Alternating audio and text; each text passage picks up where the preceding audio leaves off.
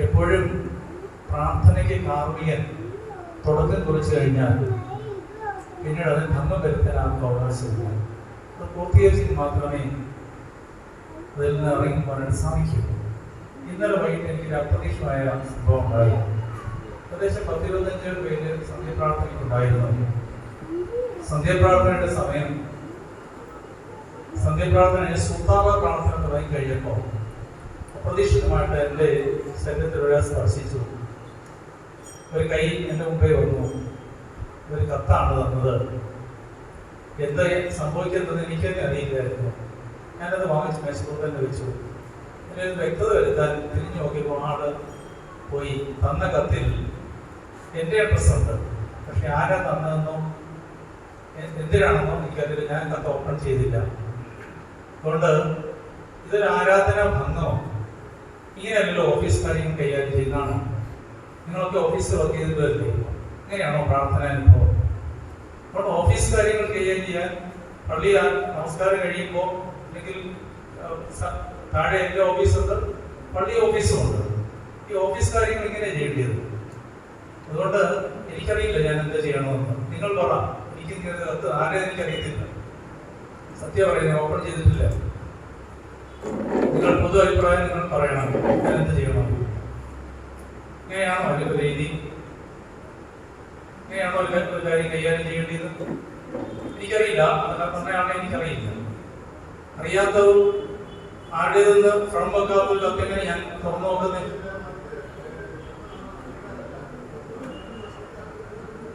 ഇടവകയുടെ trustee സന്നിധനായിരുന്നു. Committee പട്ടണങ്ങളുണ്ടായിരുന്നു. കുറച്ച് പേരുണ്ടായിരുന്നു.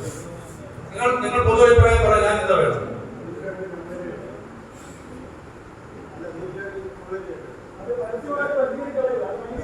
അല്ല, ഞാൻ ഓപ്പൺ ചെയ്തില്ല. കത്ത് ഓപ്പൺ ചെയ്തില്ല. കാരണം ആരുടേതെന്ന് എനിക്ക് അറിയാത്തത് കൊണ്ട്, തന്നയാളിനെ എനിക്ക് വ്യക്തത ഇല്ലാത്തത് കൊണ്ട് ഞാനത് ഓപ്പൺ ചെയ്തിട്ടില്ല.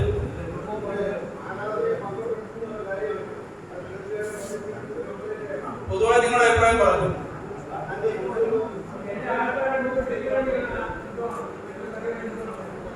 അല്ല, എനിക്കറിയത്തില്ല ആരുടെയാണ്.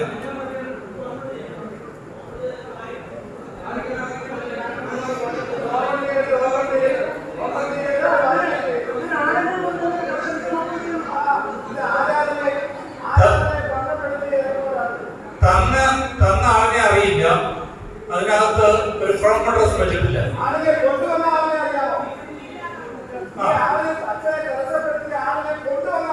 അറിയാം.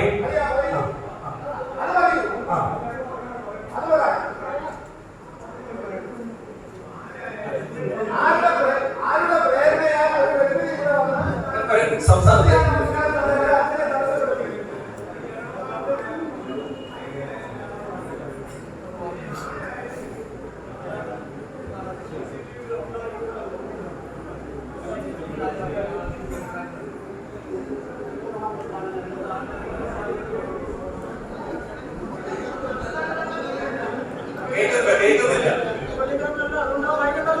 കേൾക്കുന്നില്ല.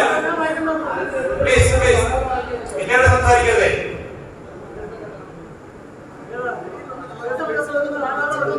പ്ലീസ്.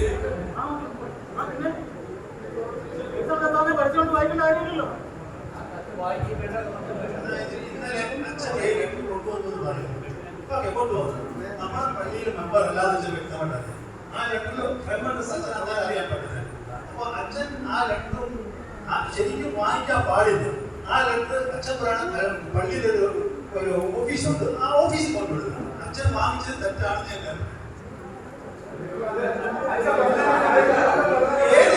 ഞാൻ ഏത് സമയത്തായാലും പരിചയമില്ലാത്ത ഒരാള് ഒരു ലെറ്റർ കൊണ്ടുവന്നപ്പോൾ അച്ഛൻ പറയേണ്ടതാണ് ഓഫീസിൽ കൊണ്ടുകൊടുക്കുക.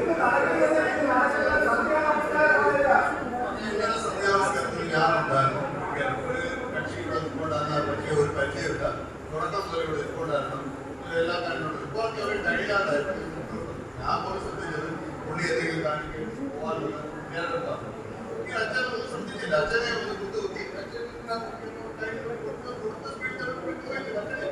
മനസ്സിലായില്ല. പുള്ളി ഇറങ്ങി കഴിഞ്ഞിട്ടാണ് അച്ഛൻ നോക്കുന്നത്. ഈ സന്ദർഭത്തിൽ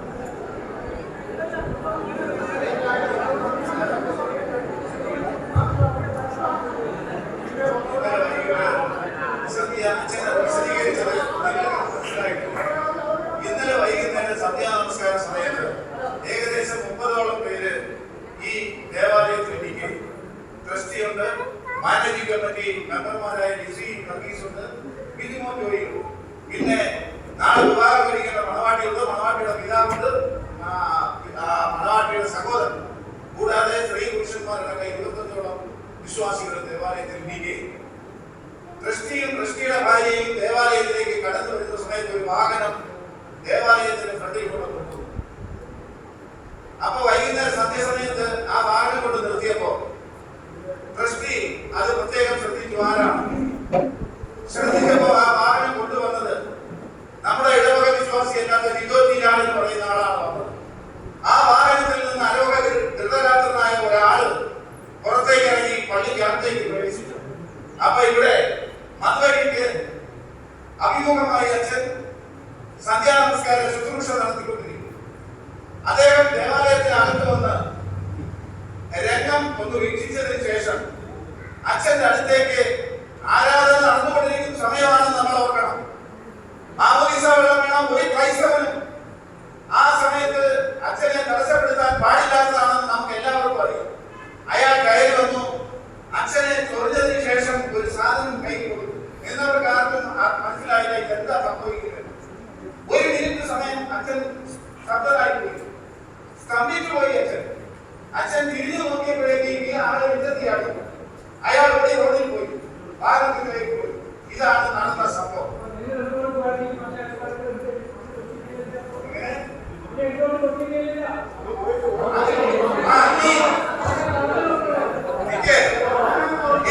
ഈ വന്നയാള് നമ്മുടെ ഇടവക വിശ്വാസിയല്ല, ഈ ദേശക്കാരനല്ല, ഈ ആയിരം നിവാസിയല്ല.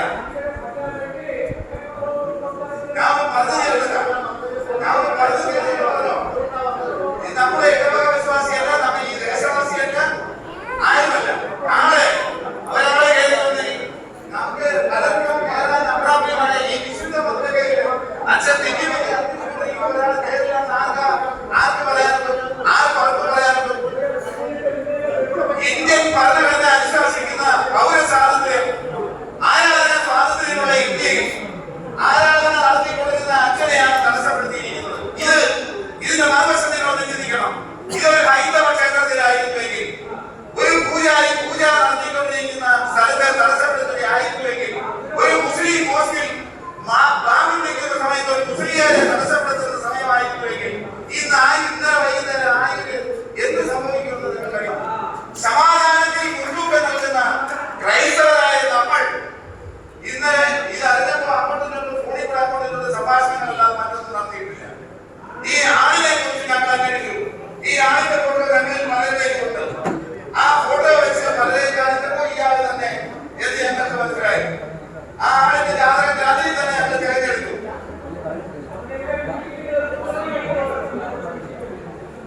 ഈ പദ്ധതി ആള് പോയി. ഇതെല്ലാം നടന്നത് ഓർമ്മില്ല. കുറച്ച് സമയമെങ്കിലും നമുക്ക് ചെയ്യാൻ പറ്റുന്ന ഒന്നേ ഉള്ളൂ. ഈ ദേവാലയത്തിന് പ്രൊട്ടക്ഷൻ ഉള്ള ദേവാലയം. ഇത് പിന്നെ നമ്മളെല്ലാവരും ക്യാമറയിൽ പകർത്തിയെടുക്കുന്ന ഈ തന്ന കത്ത് ഉൾപ്പെടെ പോലീസ് അധികാരികളെ നമുക്ക് ഫലമേൽപ്പിക്കാം. പോലീസ് അധികാരികൾ അന്വേഷിച്ച് തീരുമാനമെടുക്കട്ടെ, അല്ലേ? നമുക്ക് ഞാൻ കത്തുകൊണ്ട് ഞാൻ പൊട്ടിക്കത്തില്ല. ആ കത്തുൾപ്പെടെ പോലീസ് അധികാരികൾ ഏൽപ്പിക്കാം. ഹൈക്കോടതിയിൽ നിന്ന് ഇടവയ്ക്ക് പ്രൊട്ടക്ഷൻ ഉള്ളതാണ്. നിങ്ങൾ എനിക്കും പ്രൊട്ടക്ഷൻ തരണം ദേവാലയത്തിൽ ആരാധന നടത്തി. കാരണം എന്നും സന്ധ്യയ്ക്കും ദേവാലയത്തിൽ ഞാൻ ഉള്ള ദിവസങ്ങളല്ല, മീൻസ് എന്റെ വ്യക്തിപരമായ ആവശ്യങ്ങൾക്കല്ല പലപ്പോഴും ഞാൻ പോകുന്നത്. ഭദ്രാസനത്തിന്റെ പല കാര്യങ്ങൾക്കും ഇപ്പൊ കൺവെൻഷൻ തുടങ്ങി വൈസ് പ്രസിഡന്റ് ആയിട്ട് എന്നെ നിയമിച്ചിട്ടുണ്ട്. ഇനിയിപ്പോ 2 മാസം ഇന്ന് മധ്യപ്രവർത്തനം ദേവാലയത്തിൽ നടത്താൻ പറ്റുമെന്ന് തോന്നുന്നില്ല. അതുകൊണ്ട് അങ്ങനെയുള്ള കാര്യങ്ങളൊക്കെ ഇല്ലാത്തപ്പോഴൊക്കെ എന്നും നടത്താറുണ്ട്. അതുകൊണ്ട് ഞാനും എന്റെ കുടുംബവും ഇവിടെ താമസിക്കുന്നു. ഞങ്ങൾക്ക് മറ്റു മേഖലകളൊക്കെ യാത്ര ചെയ്യുന്നു. ഞങ്ങൾക്ക് ആവശ്യമായ പ്രൊട്ടക്ഷൻ തരേണ്ടത് ഇപ്പോൾ ആയിപ്പള്ളിയുടെ ഉത്തരവാദിത്തത്തിന്റെ ഭാഗമാണ്. ഇടവയ്ക്ക് വേണ്ടി ഞങ്ങൾ നിൽക്കുന്നത്. അതുകൊണ്ട് ഈ വിഷയം ആർക്കെതിരെയുണ്ടോ? കാര്യത്തിൽ നിയമം പോലീസ് അധികാരികളെ ഏൽപ്പിക്കുക. ആർക്കെതിരെ ഇക്കാര്യത്തിൽ എതിരുണ്ടോ? ഇല്ല. ഓക്കെ.